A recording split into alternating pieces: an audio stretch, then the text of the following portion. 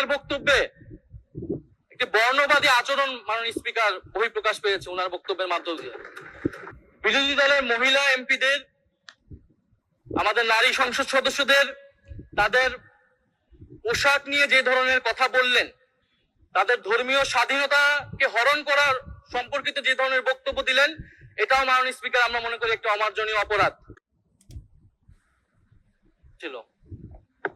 মানে স্পিকার, বিরতির ঠিক আগে সরকার দলীয় মাননীয় একজন সংসদ সদস্যের বক্তব্যকে ঘিরে যে অনাকাঙ্ক্ষিত পরিবেশ এবং বিশৃঙ্খল পরিস্থিতি এখানে তৈরি হলো, যদিও আপনি তার বক্তব্যের সেই অংশটুকুকে এক্সপান্ড করেছেন, এই জন্য আপনাকে ধন্যবাদ জানাই, কিন্তু এই বিষয়ে আমাদের বক্তব্য আছে। আপনার কাছে অনুরোধ যে আমাকে 2 মিনিট সুযোগ দেওয়ার জন্য।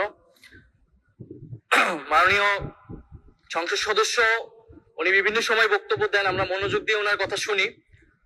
ওনার বক্তব্যে সূক্ষ্ম রসবোধ, ইতিহাস চেতনা সবকিছুই আমরা গভীরভাবে। মাননীয় সদস্য, আপনি কি কথা বলতে চাচ্ছেন? জি মাননীয় স্পিকার। আচ্ছা, অসংখ্য ধন্যবাদ। ওনাকে 2 মিনিটের জন্য দেয়া হোক প্লিজ। কিন্তু মাননীয় স্পিকার, আজকে উনি ওনার বক্তব্যে যা বলেছেন তা আসলে সংসদীয় রীতিনীতি এবং আমাদের সাংবিধানিক অধিকার সকল কিছু সীমাকে অতিক্রম করে গিয়েছে। উনি ওনার বক্তব্যে প্রথমত সংসদের বিরোধী দলীয় উপনেতা ওনার স্ত্রীকে নিয়ে উনি কটাক্ষ করেছেন। মাননীয় স্পিকার, ওনার সাথে ওনার ব্যক্তিগত সম্পর্ক থাকতে পারে, ব্যক্তিগত ইতিহাস থাকতে পারে, কিন্তু সেটাকে সংসদে এনে যেভাবে কটাক্ষ করা হলো মাননীয় স্পিকার, এটা অমার্জনীয় অপরাধ বলে আমরা মনে করছি।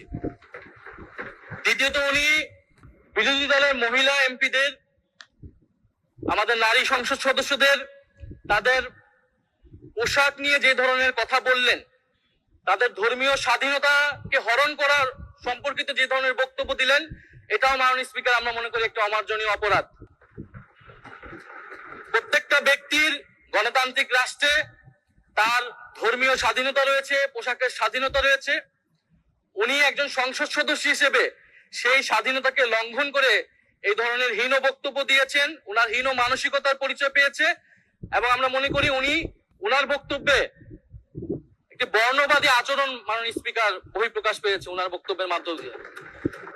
ফলে আমরা আশা করব ভবিষ্যতে এই ধরনের বক্তব্য আমরা কোন সংসদ সদস্যের কাছ থেকে যাতে এই ধরনের বক্তব্য মহান এই জাতীয় সংসদে আর উচ্চারিত না হয়। মাননীয় স্পিকার, আপনাকে ধন্যবাদ। ধন্যবাদ মাননীয় সদস্য। আপনি সর্বশেষ যে কথাটা